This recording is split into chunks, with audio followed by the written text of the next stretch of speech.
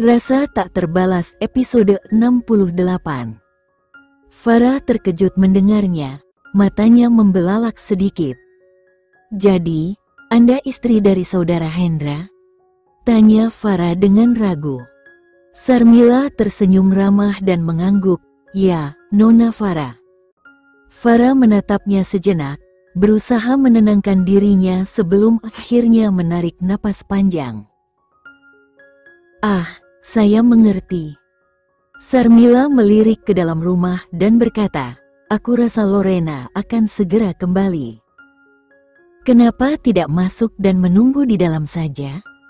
Farah mengangguk dan menyetujui ajakan itu. Sarmila lalu membungkuk untuk mengambil kantong sayur dari tanah, namun Farah cepat-cepat meraihnya. "Biarkan saya yang membawa ini. Anda sebaiknya tidak membawa barang berat seperti itu," kata Farah dengan nada lembut. "Terima kasih," jawab Sarmila, sedikit terkejut dengan perhatian Farah. Farah tersenyum dan bertanya, "Berapa bulan kehamilannya?" Sarmila tersenyum hangat dan membelai perutnya yang sudah membesar. "Sudah 7 bulan." Farah terkekeh pelan. "Lorena tidak pernah memberitahuku kalau kakak iparnya sedang hamil. Kalau aku tahu, aku pasti sudah datang untuk mengunjungimu lebih awal." Sarmila tersenyum penuh pengertian. "Tidak apa-apa, Nona Farah." Farah mengangguk sambil tersenyum. "Silakan panggil saya Farah." "Nona," terdengar terlalu formal. Sarmila mengangguk sambil tersenyum. "Baiklah, Farah." Setelah memasuki rumah, Farah meletakkan tas-tas itu di atas meja kayu yang sederhana. "Sini, Farah, duduk dulu. Aku akan ambilkan sesuatu untukmu. Kamu suka air jeruk nipis, kan?" tanya Sarmila dengan senyum ramah. Farah menganggukkan kepalanya. "Tentu, terima kasih." Sementara Sarmila sibuk menyiapkan air jeruk nipis segar, Farah melirik ke sekeliling ruangan, matanya memperhatikan setiap detail rumah. Dia merasa sedikit bingung, bertanya-tanya di mana sosok yang selama ini Lorena gambarkan, seorang wanita yang serakah, egois, dan tidak dewasa. Wanita di depannya tampak begitu berbeda. Sarmila sangat sopan, baik hati, dan penuh rasa hormat. Penampilannya sederhana namun elegan, tanpa riasan wajah, tanpa perhiasan, dan kehamilannya yang jelas tampak menambah kesan alami. Semua ini sangat bertolak belakang dengan citra yang pernah diceritakan Lorena. Farah mulai meragukan apa yang selama ini didengarnya. "Tapi, kenapa dia berbohong padaku?" gumamnya pelan, hampir tidak terdengar. Sarmila kemudian kembali dengan segelas air jeruk nipis segar dan sepotong kue coklat. "Ini, saya harap kamu suka," katanya sambil tersenyum. "Terima kasih," jawab Farah, lalu mengambil sepotong kecil kue dan memakannya. "Memem, ini enak sekali. Di mana kamu beli kue ini?" tanyanya, rasa penasaran di wajahnya. Sarmila tertawa ringan, "Oh, saya yang membuatnya sendiri." Farah terkejut mendengar itu. "Benarkah? Kue ini luar biasa enak. Kenapa kamu tidak membuka toko roti atau semacamnya? Kamu pasti bisa membuat banyak jenis kue, kan?" Sarmila mengangguk dengan senyum lebar. "Ya, saya bisa memanggang hampir semua jenis kue." "Ini benar-benar lezat," puji Farah. "Saya senang kamu menyukainya," jawab Sarmila dengan tulus. Farah menyeruput minumannya dan melanjutkan, "Oh, apakah Lorena punya saudara ipar lain selain kamu?" Sarmila menggelengkan kepala. "Tidak, setahu saya Hendra hanya punya satu istri." Farah tersenyum lemah sambil melanjutkan makan kue coklatnya. mencoba mencerna informasi yang baru dia dapatkan. Farah sesekali melirik Sarmila, terpesona oleh kebaikan dan kepolosannya. Hatinya penuh kebingungan. Bagaimana mungkin seseorang yang tampak begitu manis dan penuh kasih bisa bersikap kejam seperti yang diceritakan Lorena? Pikir Farah dalam hati, tak bisa menahan rasa heran. Setelah berdiam sejenak dan memikirkannya, akhirnya Farah sampai pada kesimpulan bahwa Lorena pasti telah berbohong mengenai kakak iparnya. Apapun yang dikatakan Lorena, insting Farah menyuruhnya untuk tidak mempercayai cerita itu. Sarmila, di matanya, sangat berbeda dari apa yang pernah digambarkan. Sebelum pergi, Farah berkata dengan tulus, "Bagaimana kalau kamu memberikan nomor teleponmu padaku? Aku ingin bisa menghubungimu untuk mengecek keadaanmu sesekali." Sarmila tersenyum hangat dan menganggukkan kepalanya. Mereka pun saling bertukar nomor.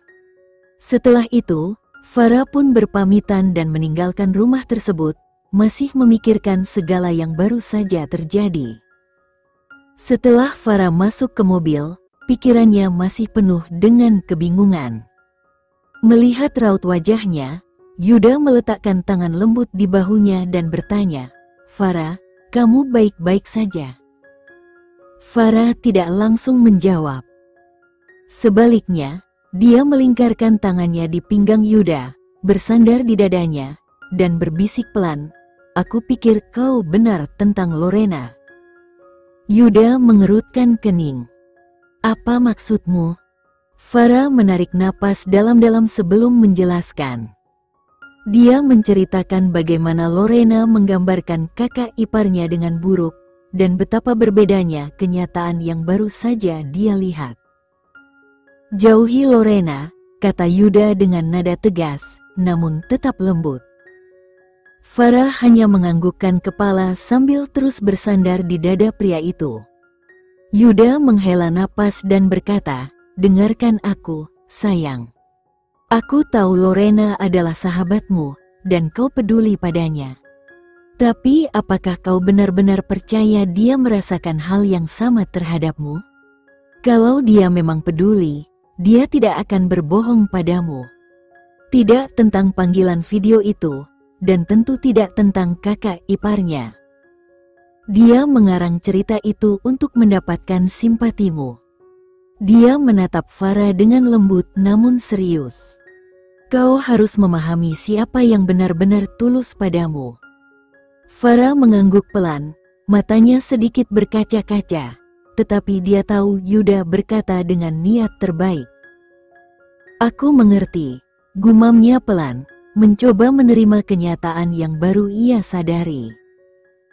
Sambil menatap lembut Ling yang masih bersandar di dadanya, Yuda mengecup keningnya. "Kamu itu terlalu polos, Farah. Kamu tidak bisa begitu saja percaya pada orang-orang seperti itu," katanya dengan nada prihatin. Dia melanjutkan, "Ketika aku pertama kali melihat Lorena, walaupun hanya lewat panggilan video, aku langsung merasakan sesuatu yang aneh darinya. Ada sesuatu yang tidak selaras, sesuatu yang membuatku berpikir bahwa dia tidak tulus. Aku bahkan memintamu menjaga jarak, tetapi..." Farah memotongnya, menatapnya dengan penuh rasa bersalah. "Aku akan mendengarkanmu mulai sekarang," ujarnya lirih. Yuda mengusap punggungnya dengan lembut dan tersenyum. "Bagus. Jangan khawatir, aku di sini untukmu. Sekarang, ayo pergi. Hari ini aku akan membawamu ke kantorku. Aku ada rapat penting jam 11, dan setelah itu kita bisa menghabiskan waktu bersama." Farah tersenyum tipis dan mengangguk, meskipun jauh di dalam hatinya, perasaan rumit masih berkecamuk. Dia hanya berharap waktu bersama Yuda dapat membantu menenangkan pikirannya. Di pulau, ketika Julian dan Jenny keluar dari villa, dua pasangan lainnya sudah menunggu mereka di teras. Sambil menyerahkan sebotol bir kepada Alisa, Yasmin tersenyum nakal. Astaga, aku jadi iri berat sama Jenny, katanya sambil melirik pasangan Julian. Lihat dia. Berseri-seri sekali. Apa ini yang disebut cahaya kebahagiaan, atau jangan-jangan semacam aura kehamilan?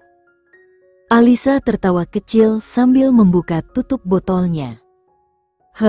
Kalau melihat semua tanda-tanda ini, aku jadi 90% yakin dia memang sedang hamil, sahutnya penuh canda.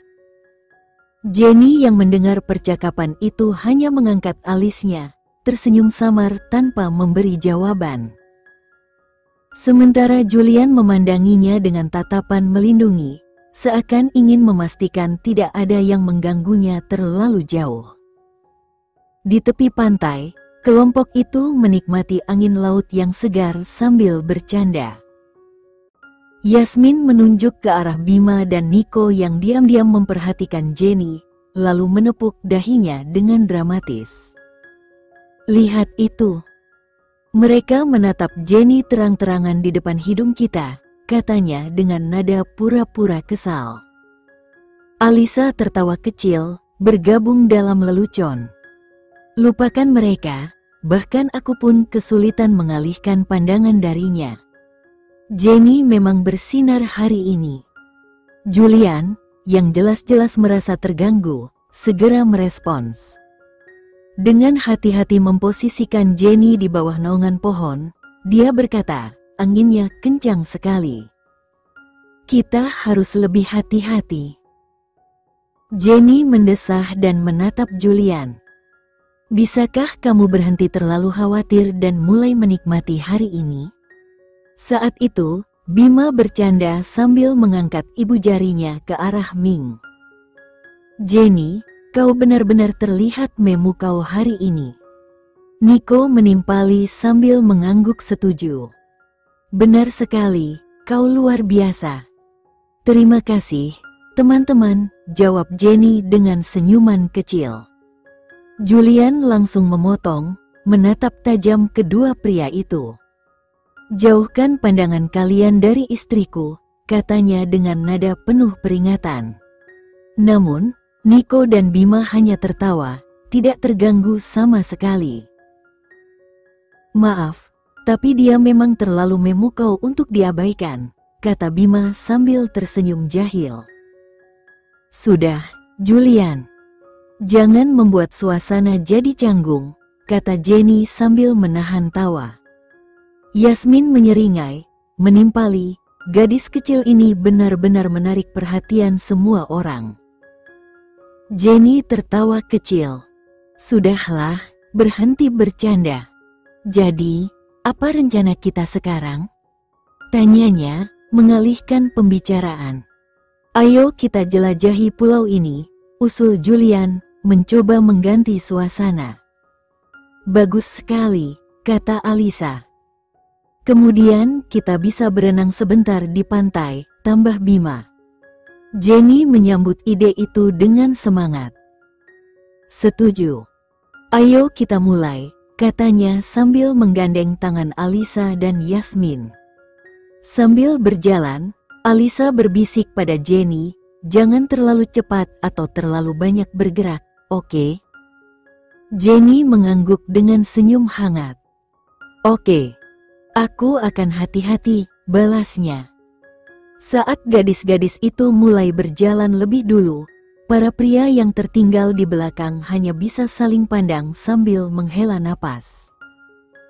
Saya rasa kita seharusnya berjalan bersama mereka, kata Bima, menatap mereka dengan cemas. Julian menoleh singkat. Jenny ingin segera kembali ke villa, katanya pelan. Nico mengerutkan dahi. Kenapa begitu? Ada sesuatu yang salah? Tanyanya dengan nada penasaran. Julian mengangkat bahu. Aku tidak tahu pasti. Mungkin dia merasa tidak enak badan atau ada hal lain yang mengganggunya. Nico menyarankan bawa dia ke dokter atau rumah sakit saat kita kembali nanti, hanya untuk berjaga-jaga. Julian mengangguk, mencoba menenangkan pikirannya yang dipenuhi kekhawatiran. Beralih ke topik lain, Bima bertanya, bagaimana situasi di negara Surabaya? Julian menjawab dengan serius, Paman Irfan menelepon tadi. Dia bilang Raka sudah menyerahkan pengunduran dirinya, dan itu diterima tanpa ada keberatan. Bima tampak terkejut. Itu cukup aneh. Raka bukan tipe orang yang menyerah begitu saja. Mike menyipitkan mata dan bertanya, apakah kau sudah menugaskan seseorang untuk memantau pergerakannya? Julian mengangguk. Ya, tentu saja. Ada sesuatu tentang ini yang membuatku merasa tidak tenang. Bima menyuarakan pikirannya, aku setuju.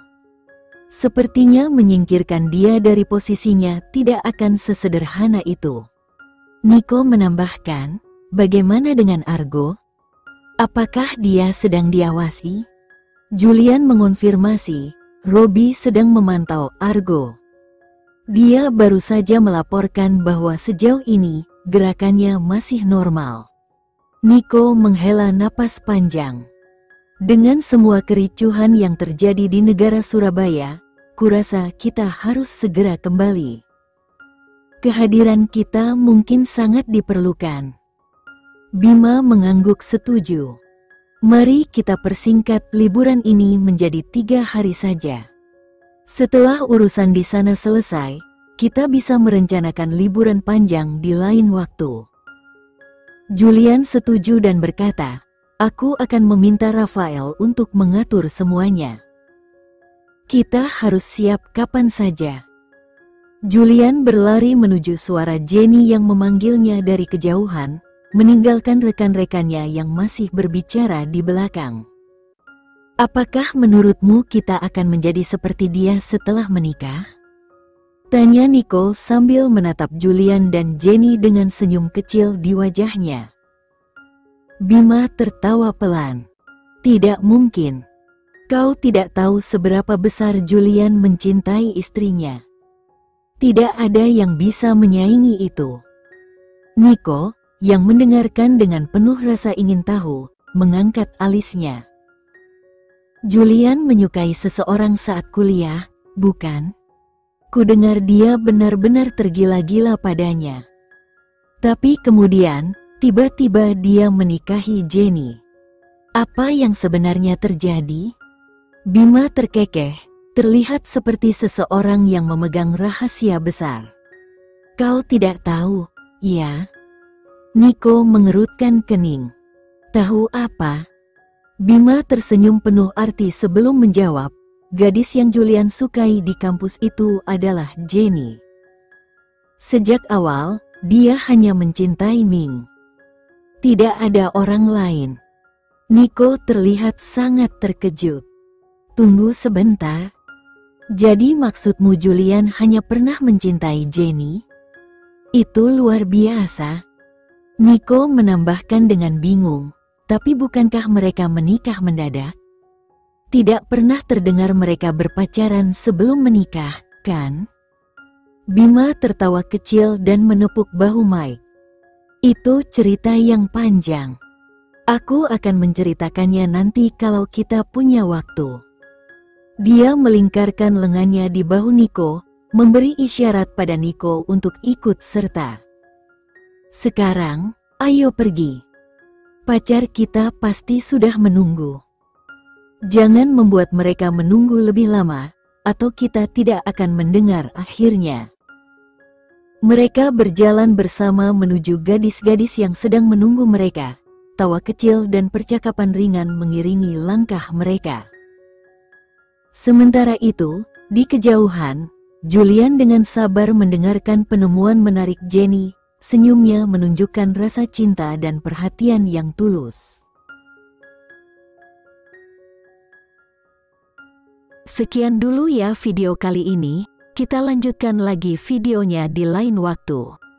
Oh iya, bagaimana menurut kalian? Semoga bisa sedikit menghibur kalian semua. Untuk teman-teman yang baru nonton, jangan lupa subscribe ya, hehehe. Dan kalau teman-teman ada yang ingin gabung langganan bisa langsung gabung saja untuk dapat fitur yang menarik dan sedikit membantu Mimin. Terima kasih banyak sudah menonton, sampai jumpa lagi, bye.